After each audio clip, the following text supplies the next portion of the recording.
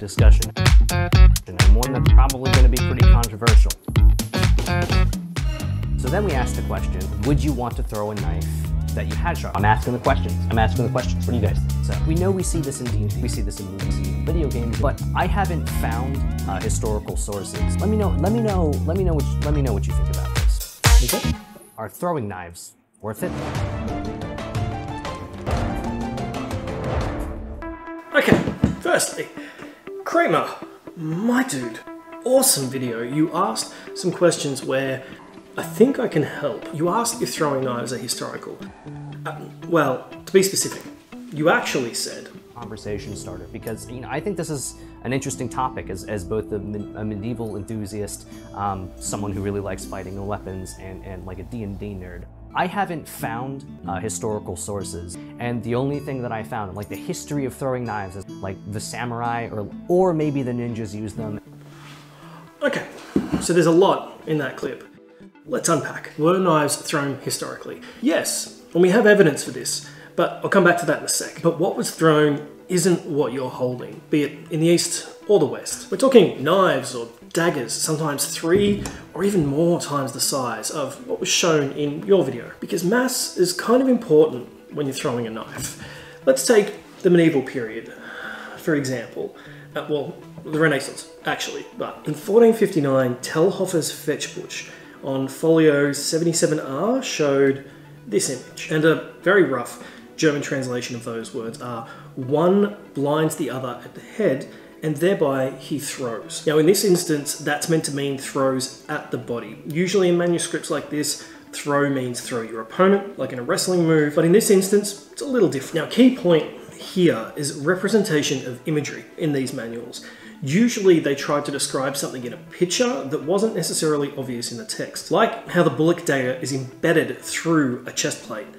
That's not really going to happen, but in this instance it could be taken as the amount of strength you would be throwing this knife with. And that can seem a bit weird, but things like this seem to make sense in these manuals. For example, in Fiore, the length of a beard can talk about how complex the maneuver is, which kind of translates to age and experience. There's lots of little niche things in these manuals you may not first expect. They're still guessing on, but they seem to make a lot of sense. But semantics aside, Telhofer isn't the only example we can find in historical manuals of knives being thrown. Like in 1567, Mayer had something that he called the Mordwerf, or fatal throw against a thrust, when using rapier and dagger. And in the text of this, it explains how to turn the fight to give yourself an opening to create this scenario. The description goes on to say, and again, rough translation, and immediately throw your dagger with strength at his body, and thus you launch him to the ground. Brutal. So yeah, throwing knives is historical, but throwing knives are not so much. And apparently it didn't even break the rules of a duel. The key with both of these is surprise, then speed and force, which means you need a bit of mass, not a little bit of mass. Even Eastern kunai are bigger than modern throwing knives. And like you mentioned, it used to be a gardening tool, like a trowel, and it was a great utility weapon for a farmer, ninja, if they needed a dagger or a makeshift spear, or just something to throw to get an advantage. Thanks, Hanzo. Where'd that other guy come from? And there's also the bow shuriken, which is sometimes confused with the kunai, but I'm getting a little out of my specialities here. So, long story short, in both the East and the West, these weapons are around about 8 inches or 20 centimeters long at an average minimum, and usually closer to about 12 inches or 30 centimeters to have enough mass to deliver the force needed. And you want that force to be directional, not rotational. It's not an axe. You do this not by minimizing the spin, but by eliminating it, if at all possible. Think of it like pointing a finger, but aggressively.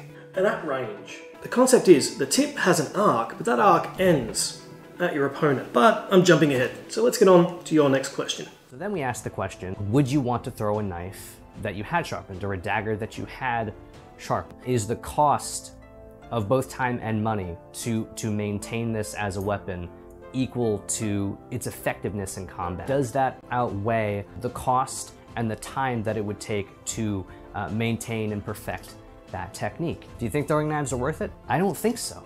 I really don't think it would.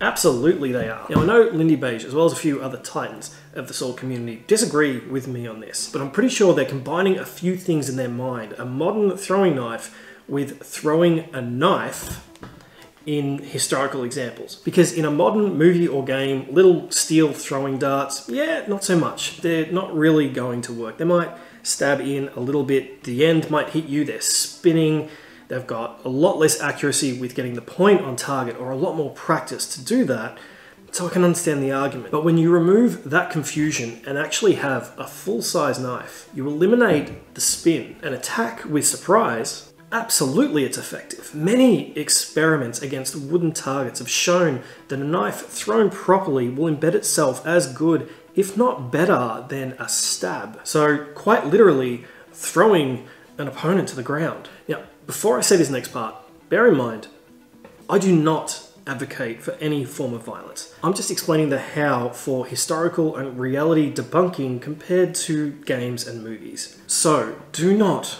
try this at home. We're talking sharp knives thrown with a lot of force. So the knife is held not like this, but like this. Throwing a knife is an opportunistic maneuver, and leading up to that opportunity, you still need a knife to knife. And when I'm talking about throwing with force, I'm not talking about throwing from here like this. Like in most every other style in HEMA, you're engaging your whole body from your shoulders to your core to your hips in the motion. And just like practicing a cut, you don't stop at the point of impact, you follow through. It's a dedicated shot. And like any move, you need the right range for this to be effective. Somewhere in the vicinity of 5 to 20 feet or 2 to 6 meters. Now let's talk about costs. In D&D, a dagger is about 2 gold pieces for something that'll do 1d4 damage.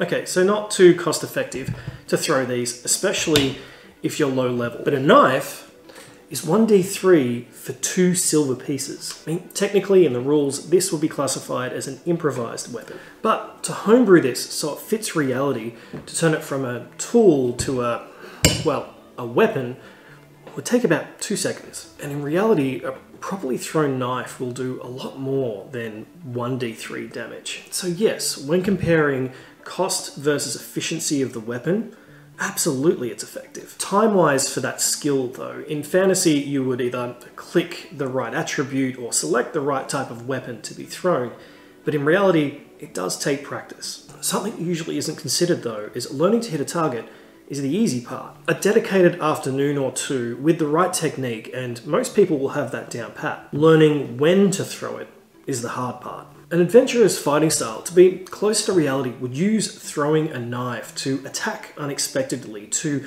create range, to close distance, or to exploit a gap in somebody's defenses at a distance. Basically, it becomes a utilitarian maneuver that not only unexpectedly does damage, but it can also be used to change the range or pace of combat.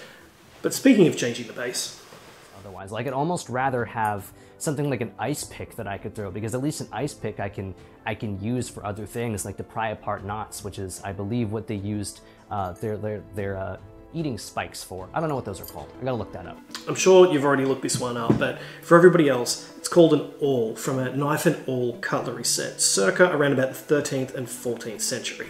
And they are really awkward to eat with. They're not small though. Moderately recently, I saw one being sold at auction that dated back to about the 1200s, and it was about the length of the blade on this dirk. So it would be more easily compared to something like a bow shuriken than it would a modern throwing dart. It may not do as much damage being thrown as something like this, but it'll definitely do a lot more damage than a little modern throwing knife, so 100% agree.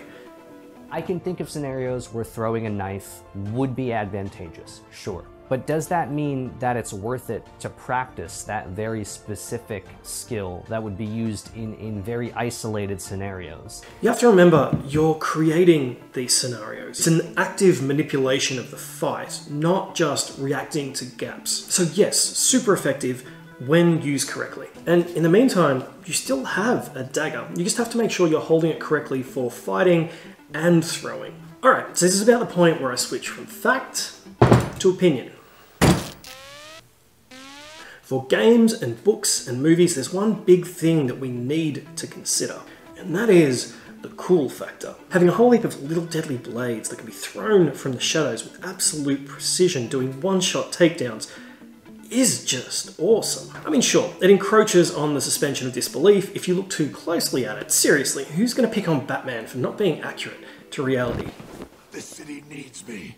Do I have a window open or something? From an adventurer's point of view, you've got basically two options. Number one is the reality route. Use a dagger as your primary weapon, maybe with the sword, obviously having spares, and manipulate the fight to throw unexpected and opportunistic attacks. Number two is the fantasy route. Use smaller blades and be in a shadowy league of your own. Make noise to distract enemies, take down opponents from afar, and use bladerangs to pierce straight through shields and plate armor. It's completely up to you where you want to draw the reality line as an adventurer.